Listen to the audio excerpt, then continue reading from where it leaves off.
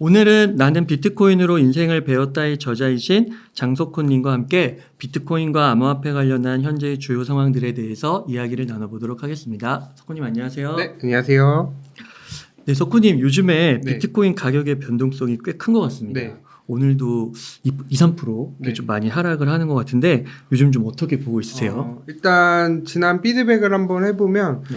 53,000달러까지 하락을 했다가 그 트럼프 전 대통령 피격 사건이랑 여러 가지 이슈들이 있으면서 반등했을 타이밍에 올라가야 될 타이밍이 약간 좀 가속화되면서 한 6만 8, 9천까지 급격하게 올랐다가 다시 이제 조정을 나스닥이나 이제 주식이 좀 빠지면서 비트코인이 좀 많이 빠졌다가 최근에 이제 비트코인 컨퍼런스 이후에 조금 크게 6만 9천까지 갔다가 다시 주말에 또 컨퍼런스 이후에 다시 하락했다가 어제 이제 월요일에 갑자기 또 올라갔다가 7만 달러까지 회복을 했다가 다시 또 지금 6만 7천 아래로 해서 한 6만 6천 중반대를 형성하고 있는데요. 네. 이렇게 변동성이 좀 요즘 커지고 있다고 정리해 볼 수 있을 것 같습니다. 왜 이렇게 클까요, 변동성이요? 일단은 약간 좀 불확실성이 점점 커지고 있고 여러 가지 변수들이 많다 보니까 그리고 특히 요즘 비트코인이 예전에는 경제나 여러 가지 지표로 하고 있는데 요즘엔 대선의 영향을 너무 많이 받아갖고 그 대선의 흐름이 실시간으로 많이 바뀌잖아요. 그거처럼 되게 크게 변동성을 가지고 있고 오히려 근데 약간 좀 지루했던 분들한테는 오히려 이런 변동성이 나쁘진 않을 수는 있는데 그래도 꾸준히 올라가면 더 좋은데 항상 계속 올라갈 수만 없잖아요. 그러니까 항상 이렇게 출렁이면서 간다는 정도를 한번 생각해 보셨으면 좋겠습니다. 그러니까요. 오늘 좀 빠지는 거는 네.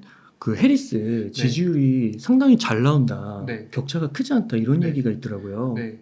그러다 보니까 이제 트럼프의 그런 이슈, 호재로 인해서 급등한 그런 게 좀 줄어드는 게 아닌가 싶은데 대선 네. 누가 될 것 같으세요? 석훈님? 저는 개인적으로는 아직까지는 트럼프 전 대통령이 될 것 같고 해리스 부통령이 지금은 물론 이제 관심이 많고 지지율이 앞선다는 분석도 있고 거의 맞아요. 박빙으로 간다는 얘기도 있는데 결국에는 이제 지금의 열풍을 계속해서 이어갈 수 있을까가 제일 핵심이라고 생각을 하는데 아까 어쨌든 지금 후보로 등록된 지가 얼마 거의 안 됐잖아요. 맞아요. 그러다 보니까 지금 열풍이 계속해서 이어갈지에 대해서는 조금 미지수가 있기 때문에 그래도 박빙으로 거의 가지 않을까라고 보는데 그래도 뭐 저는 트럼프 전 대통령이 좀 가능성이 조금 더 거의 보고 있습니다. 비트코인 투자하시는 분들에게는 아무래도 트럼프 대통령이 되는 게 유리할까요?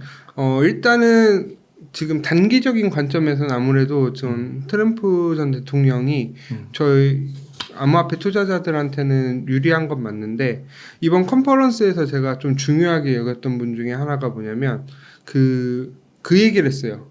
미국이 안 하면 중국이나 다른 나라들이 할 거다. 맞아요. 저는 그게 진짜 핵심 중에 핵심이라고 생각을 하거든요. 그 얘기는 다시 말하면 트럼프 전 대통령이 단순히 선거 자금을 모집하기 위해서 비트코인을 밀어주는 게 아니라 이건 미국의 이익이 되고 결국엔 미국의 새로운 먹거리가 되기 때문에 된다는 걸 이제 간접적으로 보여줬다라고 생각을 하거든요. 그렇기 때문에 뭐 해리스 부통령이 당선이 되더라도 이러한 호재나 나쁜 거는 이어갈 거라고는 보고 있어요. 네, 다만 저희 이번 사이클에서만큼은 가격적인 측면에서는 아무래도 트럼프 전 대통령이 좀 더 긍정적이지 않나라고는 보고 있습니다. 아, 트럼프가 되든 해리스가 되든 약간 시간의 문제지. 장기적인 관점에서 펀더멘탈이 바뀐 건 없는데 없다. 그래도 저희는 일단 지금 당장이 조금 더 많이 벌고 싶은 욕심이 있잖아요.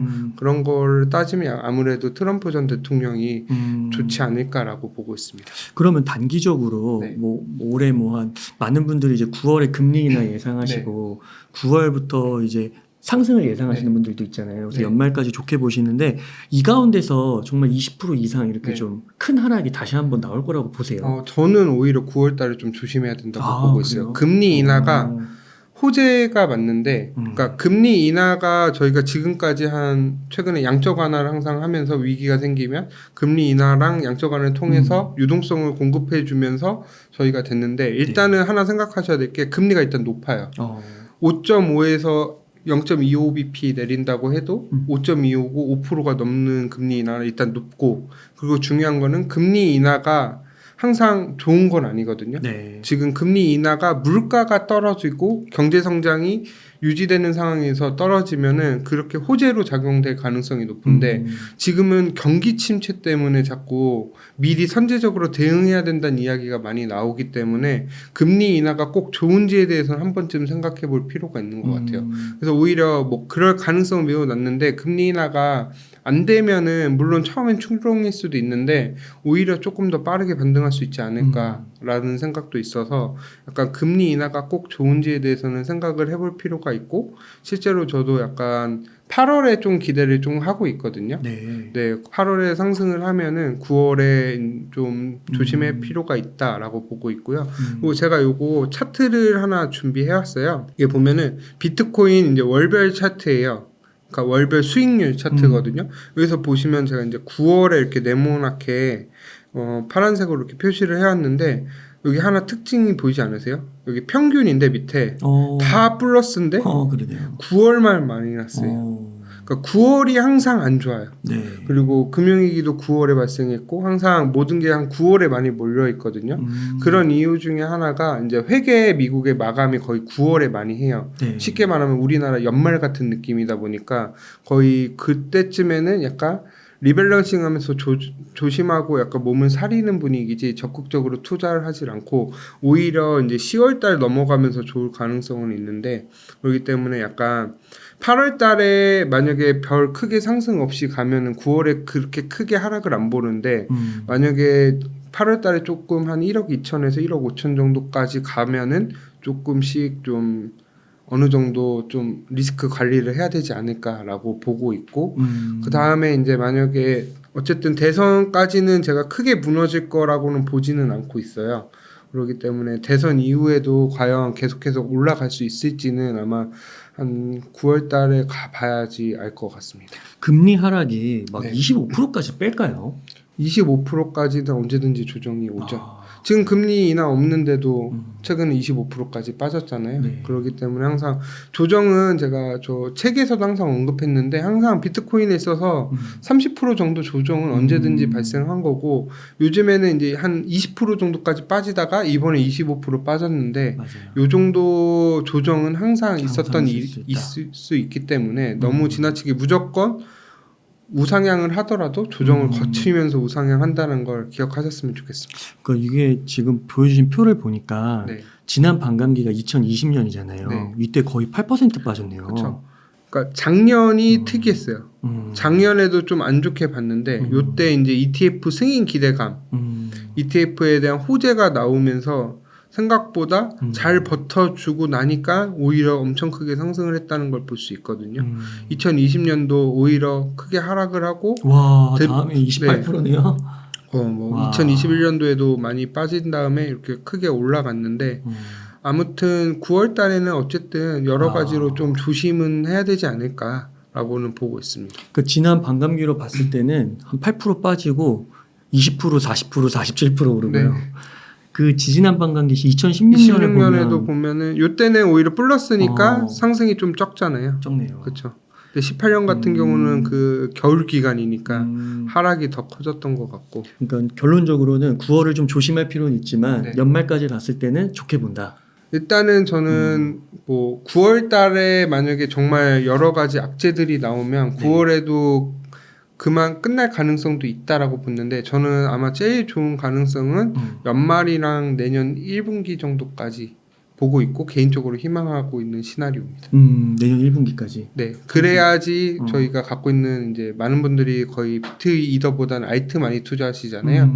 그 알트에 약간 좀 좋은 긍정적인 걸 가기 위해서는 그래도 최소 연말 아니면은 한 1분기까지는 가야지 그게 나오기 때문에 네. 조금 그렇게 희망을 하고 있고요. 네. 오히려 그리고 대선 끝나고 나서 만약에 트럼프 전 대통령이 당선이 된다고 했는데 금리를 여러 번 내린다라고 빠른 시간 안에 만약에 여러 번 내리면 금리가 처음에 경기 침체 이슈로 많이 내려간 상황에서 이제 어느 정도 금리가 좀 빠르게 내려가면 아무래도 유동성은 확실히 있게 마련이거든요. 네. 그 상황에서 이제 경제가 조금 살아나는 것 같다는 분위기가 오면은 오히려 그 유동성의 힘으로도 살짝 올라갈 수도 있는데 다만 조심해야 될 게 금리 인하 때문에 비트코인이 막 3억을 넘어서 엄청 크게 상승한다 이런 너무 지나친 희망회로보다는 약간 저는 좀 보수적으로 보고 있습니다. 보수적으로요? 네. 그럼 내년 초 얼마 보시는 거예요?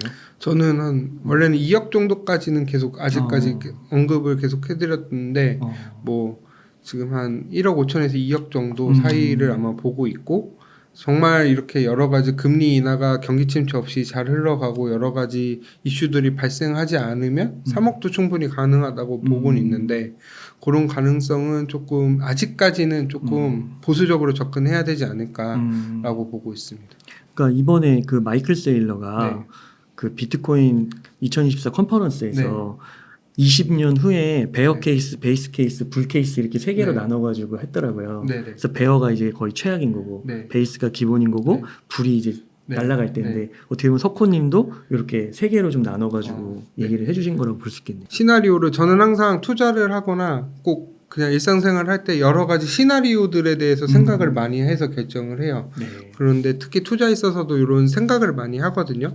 그러니까 여러 가지 시나리오들인데 기존 사이클 유지하는 거는 아까 말했던 저희가 정말 비트코인 3억을 가고 알트코인에 되게 좋고 이런 시나리오고 사계절 사이클 한번 보시면 요게 이제 가을에 끝나는 사이클이거든요. 내년 가을에 9월에 끝나는 사이클인데 요 사이클이 유지되면은 기존처럼 알트코인도 크게 상승하는 제일 낙관적인 시나리오인데 요거는 한 20% 정도 보고 있고 그리고 그 다음에 세 번째 사이클 세 번째 시나리오 먼저 보면 1년 빨라진 사이클인데 요거는 최악의 경우 이제 9월에 정말 좀 여러 가지 뭐 전쟁이 나온다든지 뭐 여러 가지 변수들이 새로운 게 나오면 3월에도 좀 위험해서 장이 끝날 수도 있는데 그런 시나리오보다는 약간 여기 4분기랑 1분기 정도가 한 50% 이상 되지 않을까. 요때도 사이클이 한 6개월 정도 빨라졌다라고 생각을 하고 있거든요. 이거는 이제 기관들이 들어오면서 ETF 승인됐기 때문에 이런 사이클이 발생됐다고 생각을 해갖고 저는 아마 요거를 솔직히 생각도 하고 약간 희망을 이쪽으로 많이 하고는 있어요.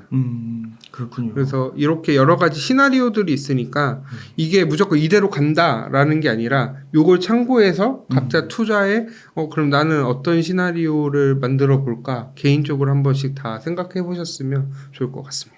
네. 그러니까 저는 석호님하고 인터뷰하면서 이게 네. 참 유익한 게 뭐냐면 네.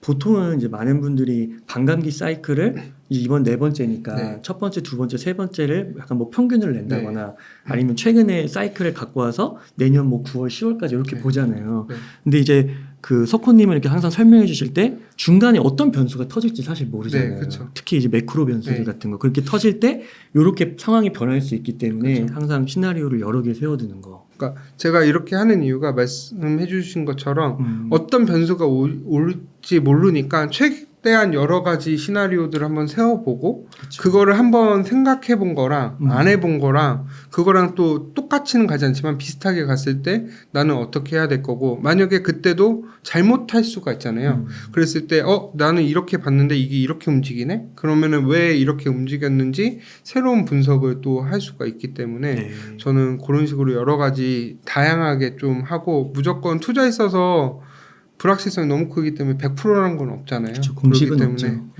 없죠. 항상 이런 변수들을 고려해서 준비하시는 걸 추천드리고 있습니다. 그러니까 진짜 그 투자를 할 때 공식이나 법칙이 네. 있는 게 아니기 때문에 진짜 석호님께서 제가 말씀해주신 대로 지금 이제 뭐 예를 들면 트럼프, 해리스 이런 이슈가 나왔을 때 이게 정말 이번 사이클에 영향을 미칠 것인지 네. 경기 침체 요소가 미칠 것인지 그렇죠. 이러한 것들을 계속 추적 관찰을 좀 잘 해야 되지 않을까 싶습니다. 그렇군요. 그 이번에 비트코인 2024 컨퍼런스가 되게 핫했잖아요. 네, 그렇죠. 트럼프 대통령도 오시고 막 상원 네. 의원도 오시고 네. 그리고 되게 유명한 인사분들이 많이 오셨는데 혹시 이 가운데서 좀 인상 깊었던 내용 있으셨을까요? 앞서 말씀드렸던 그 미국이 먼저 해야 된다. 그리고 아무래도 좀 준비자산 쪽도 아마 이슈가 나올 거라고 했는데 준비자산 이야기는 안 하기로 해갖고 안 하고 전략적으로 비축한다라고 얘기를 했거든요. 맞아요. 그 말은 결국에는 그 비트코인이 이제 약간 제도권에 편입이 되면서 지금은 비트코인이 위험 자산이잖아요. 이제 안전 자산으로 가는 과정에 있지 않나라고 보고 있고 정말 금처럼 디지털 금이라고 많이 얘기하잖아요. 네. 그런 과정으로 가는 방향성에 있지 않나라고 라고 보고 있고, 만약에 이런 식으로 진짜 미국 정부에서 전략 비축을 한다라고 하면은 기관들이 아무래도 명분이 생기잖아요. 여기 투자할 수 있는 명분이 생기기 때문에 네. 자금이 향후 더 좋고 앞으로도 계속해서 좋지 않을까라고 보고 있고, 또 하나는 CBDC를 전면 금지한대요. 근데 원래는 제가 책에 제가 언급한 게 CBDC가 나오면 과연 비트코인이 안 좋을까라고 했을 때 결론했던 거는, 처음에 CBDC가 탄생을 하면은 어쨌든 CBDC 활용을 하기 위해서 비트코인이나 암호화폐 시장을 약간 개방하면서 그쪽 거래를 하게 되면 CBDC 활용도가 높기 때문에 초반에는 비트코인이 좋을 것 같다라고 얘기를 했는데, 결국에는 하지만 CBDC가 안정화되면 더 이상 비트코인이 필요가 없어질 수가 있거든요. 그렇게 되면 좀 비트코인이 위험하다고 봤는데, 이러한 변수들이 제가 또 반대로 CBDC가 나오자마자 비트코인은 위험하다라는 심리가 강해져갖고 크게 빠질 수도 있는데, 다음 사이클에서는 이런 CBDC가 나온다는 얘기가 없을 거잖아요. 만약 트럼프 전 대통령이 당선되면. 그렇기 때문에 다음에도 기존이랑 똑같은 사이클은 유지는 할지는 모르겠지만 상승하는 거는 한 번 더 사이클을 그리지 않을까라고는 보고 있어서 약간 요것도 좀 주목해서 봤습니다. 그렇군요. 또 그런 발언도 있었잖아요. 그 트럼프 대통령이 직접 말한 건데, 네. 비트코인이 금의 가격을 추월할 것이다. 네.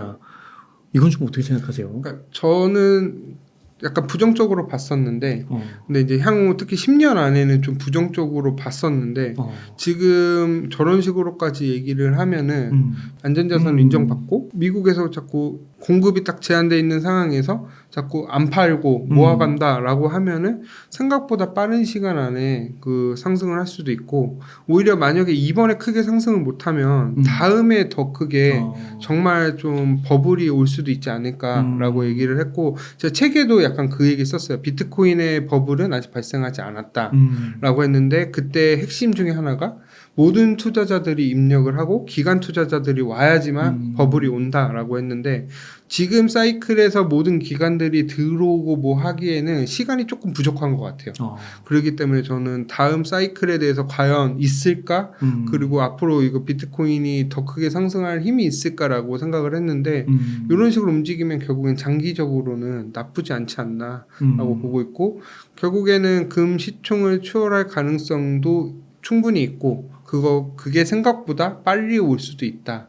다만 이럴 때는 정말 조심해서 우리가 투자를 해야 되는데, 뭐 지금 떨어질 걱정을 할 때는 아니고, 저희가 어쨌든 장기적인 관점에서는 결국엔 나쁘지 않고, 다시 한번 말씀드리지만 미국이 새로운 금융 패권을 가지기 위한 방법으로 비트코인이나 암호화폐를 선택할 가능성이 높고, 그렇기 때문에 블랙록이랑 이런 데서 ETF를 나오고 SEC에서도 승인해주지 않았나라고 보고 있습니다. 석호님에게 장기는 한 몇 년 정도예요? 장기적인 거는 최소한 5년에서 10년. 5년, 10년. 그리고 이제 만약에 비트코인 기준이고요. 네. 암호화폐 시장으로는 저희가 거의 한 20, 30년 이제 길게 보면, 이제 ETF 초창기 나왔을 때, 그러니까 금융이 새로 바뀌었잖아요. 그러한 지금 약간 초입 있고, 예를 들면 인터넷이 이제 막 생겨서 이제 시작하는 단계에 우린 서 있는데, 중요한 건 뭐냐면은 그때 인기 있었던 뭐 야후나 이런 게 지금 살아남지 못했잖아요. 네. 그렇기 때문에 많은 과정이 있고, 그 와중에서 많은 기업들이 생기고 없어지고 하기 때문에 이런 거를 지금 잘 생각해서 장기적으로 큰 그림을 보시고 한번 투자하고, 단순히 비트코인을 돈을 벌려고 하는 게 아니라 왜 미국에서 이걸 ETF를 승인해줬고 트럼프 전 대통령이 왜 우리가 해야 된다라고 하는 거를 한 번쯤 꼭 생각해 보셨으면 좋을 것 같아요. 네, 그 시가총액으로 진짜 봤을 때 이 금하고 비트코인을 비교했을 때 지금 한 15배 이상 차이 나더라고요.